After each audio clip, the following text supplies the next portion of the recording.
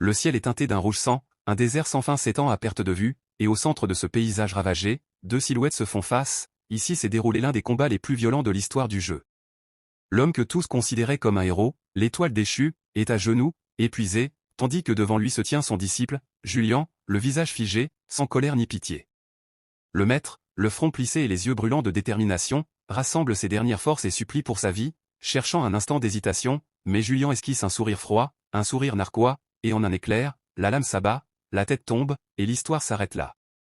Le protagoniste sursaute, son regard reste fixé sur l'écran, incapable de bouger, ce n'était pas censé se terminer ainsi.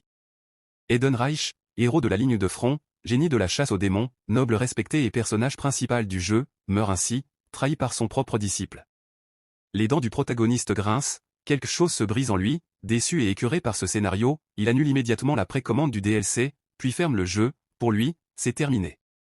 Soudain, l'écran de son ordinateur s'allume tout seul, une notification apparaît, From Game, indiquant qu'ils ont remarqué l'annulation de sa précommande, et lui demandant si le déroulement de l'histoire ne l'a pas satisfait. Un lien clignote, le protagoniste fronce les sourcils, son instinct lui hurle de ne pas cliquer, mais malgré tout, il clique. L'écran explose de lumière, son corps se raidit, une force invisible l'attrape et le tire en avant, sans même avoir le temps de crier, la réalité se déchire. Il chute dans un vide noir, puis s'écrase sur le sable brûlant, et lorsqu'il relève la tête, son souffle se bloque, ce désert, il le reconnaît, c'est le champ de bataille où Edenreich et Julian se sont affrontés. Avant qu'il ne puisse réfléchir davantage, une ombre gigantesque surgit devant lui, un scorpion démoniaque, et une fenêtre de statistiques apparaît devant ses yeux. Son cœur s'emballe, ses jambes bougent toutes seules, il court, le monstre l'atteint, mais aucune douleur ne se fait sentir. Surpris, il esquive la seconde attaque et frappe par réflexe, son poing percute la carapace, le scorpion s'écrase au sol. Il regarde ses mains, puis son corps, cette agilité et cette puissance ne sont pas normales, le monstre rugit à nouveau et fonce sur lui, et à cet instant, il comprend. Ce corps n'est pas le sien, c'est celui de Edenreich, le personnage qu'il a incarné pendant des milliers d'heures. Une épée apparaît dans sa main, la lame s'illumine, un seul coup, net et précis, le scorpion est tranché en deux.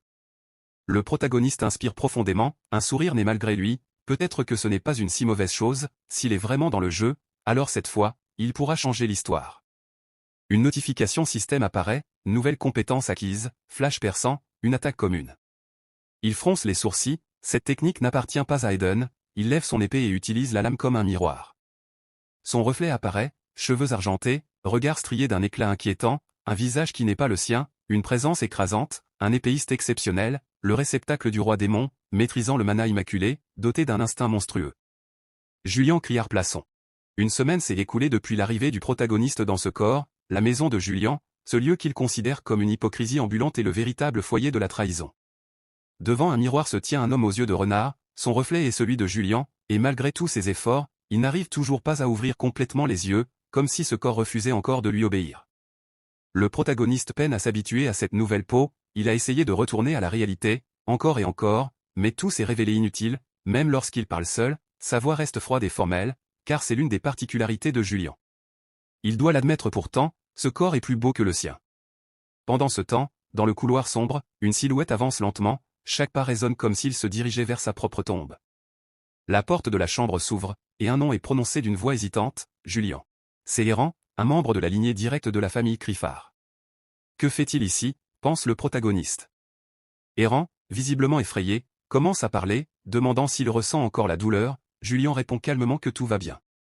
Un silence lourd envahit la pièce. Le protagoniste observe la scène, surpris par cette visite inattendue, et se demande ce que le vrai Julian aurait fait dans une situation pareille. Errant, mal à l'aise, remarque qu'il semble différent, puis tente de le déstabiliser en évoquant une rumeur, selon laquelle Julian aurait perdu la mémoire. À cet instant, le protagoniste comprend enfin pourquoi tout le monde chuchotait sur son passage. Errant croit l'avoir pris au dépourvu.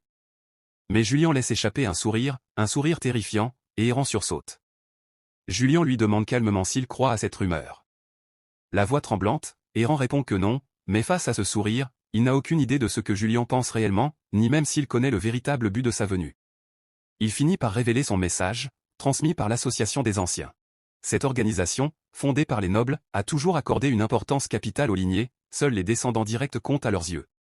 Julian, issu d'une branche collatérale, est perçu comme un chien de la famille royale, cherchant à obtenir du pouvoir grâce à son maniement exceptionnel de l'épée et à ses capacités magiques, une épine dans leur flanc, au point qu'ils souhaitent se débarrasser de lui à tout prix.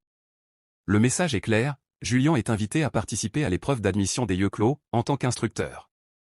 Les Yeux-Clos exécutent secrètement des missions pour le palais, agissant comme de simples gardes royaux, tout en rassemblant les plus grands génies de l'Empire, et Julian en fait déjà partie. Le protagoniste comprend immédiatement, il prépare quelque chose contre lui, mais il suffit d'ignorer leur véritable intention. Il accepte néanmoins de superviser l'épreuve. Errant se fiche de stupeur et lui fait remarquer qu'il était grièvement blessé, mais à sa plus grande surprise, la blessure est déjà guérie. Julian annonce qu'il ira les confronter directement. Pris de panique, Errant lui demande de se préparer et se hâte de quitter la pièce, craignant ce que Julian pourrait faire. Mais le protagoniste l'arrête. Il ne compte pas le laisser partir ainsi. Errant se retourne, le visage pâle, prêt au pire, mais Julian, avec une expression meurtrière, se contente de lui tendre une orchidée. À l'extérieur, devant la porte, Errant s'écroule presque, le cœur battant, se rappelant le surnom de Julian, l'exécuteur souriant. De retour dans la chambre, Julian examine son épée, puis ouvre le placard, il déteste ce style de vêtements, mais il doit continuer à jouer le rôle de Julian. Il sort enfin de la maison, prêt à partir avec Errant pour l'entretien. En route pour le test d'admission des Yeux-Clos. Il aura lieu sur les terrains d'entraînement de l'Académie Viel, explique Errant. Julian se demande à quoi cela peut bien ressembler, mais Errant, surpris, lui rappelle que c'est là-bas qu'il a étudié. Julian comprend aussitôt, il n'est pas au courant. Il répond calmement que c'était il y a longtemps, et que beaucoup de choses ont dû changer depuis. Errant acquiesce. Il espère surtout que là-bas, plus personne ne se souvient des mauvais côtés de Julian. Un moment passe, et les deux atteignent enfin leur destination. L'Académie Viel. Contrairement à ce qu'il voyait dans le jeu, elle est immense, bien plus imposante que dans ses souvenirs. Errant s'excuse, pensant ne pas avoir bien entendu, mais Julian répond que ce n'est rien. Il continue d'admirer la splendeur de l'Académie. Puis Julian sort de sa contemplation, se tourne vers Errant et lui dit qu'il peut rentrer. Mais Errant insiste, il souhaite assister au déroulement du test. Julian pensait qu'il mourrait d'envie de partir. Pourtant, à cet instant, il remarque quelque chose. Une aura sinistre entoure Errant. Du mana? Non, ce n'est pas du pouvoir. Une émotion. De la peur. Julian active son système. Compétence détectée. Couleur de négation. Rang unique. Elle permet d'identifier les émotions négatives à travers la couleur de leur aura. Il se souvient alors. Julian a toujours été exceptionnel pour cerner les émotions des autres, et encore meilleur pour les exploiter. Il pouvait gagner un duel sans même dégainer son épée, en utilisant la peur. Ou provoquer la rage, pousser ses adversaires à perdre la raison, à commettre des erreurs fatales. Alors pourquoi Errant reste-t-il, malgré cette terreur?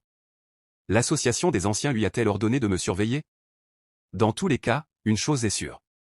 Ils veulent vraiment se débarrasser de lui. C'est compréhensible. Julian est infâme. Et maintenant que des rumeurs circulent disant qu'il a perdu la mémoire, c'est l'occasion idéale pour passer à l'action. Mais il ne se laissera pas faire. Il doit survivre. Et retourner dans son monde. Soudain, un étudiant le percute par accident. Il tente aussitôt de s'excuser. Puis réalise qu'il vient de heurter les portes de l'enfer. La panique se propage. À la simple évocation de son nom, les étudiants reculent, terrorisés. Pour eux, c'est fini pour ce pauvre élève. Errant tente d'intervenir, suppliant Julian de se calmer. Ce n'est qu'un enfant. Peur, colère, hostilité. Toutes ces émotions se mélangent. Pourquoi Julian ne pouvait-il pas être un minimum sympathique? Dans cet état, la situation ne tournera pas en sa faveur. D'une manière ou d'une autre, il doit les calmer. C'est alors qu'une voix féminine se fait entendre. Quelqu'un le salue. Il l'observe longuement. Et s'en souvient. Aileen Donatien. L'un des personnages principaux de Tuer le roi des mondes est maintenant. Instructrice à l'Académie Viel, affiliée à la Tour des mages de l'Empire Adratan. Une mage prodige capable de manipuler le métal, l'un des 5 éléments, ayant atteint le 5e niveau à seulement 24 ans. Dans le jeu, elle donnait de nombreux conseils aux héros durant l'arc Académie. Mais une question demeure. Pourquoi salue-t-elle Julian? Se connaissent-ils? Julian observe son aura. Couleur de négation détectée. Ce n'est ni la peur, ni la colère. C'est du mépris. Que lui a donc fait le véritable Julian? Il ne peut pas laisser la situation dégénérer. Il doit trouver un moyen de reprendre le contrôle. Le sang mêlé de la famille Donatien. Qui vous a autorisé à m'adresser la parole? Elle ne répond pas. Elle reste figée. Sans voix. La situation ne fait qu'empirer. Julian dégaine lentement son épée. Une intention meurtrière se répand dans l'air. Puis il murmure, d'une voix glaciale. Quel bruit fait une personne lorsqu'elle meurt?